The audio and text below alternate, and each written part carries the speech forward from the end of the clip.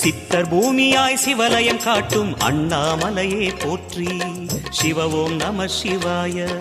பக்தர் நெஞ்சினை சிவமயமாக்கும் சிவபெருமானே போற்றி.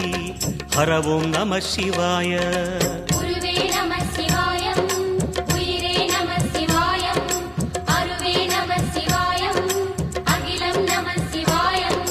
நம சிவாய நம சிவாய ஓம் நம சிவாய. நம சிவாய நம சிவாய ஓம் நம சிவாய.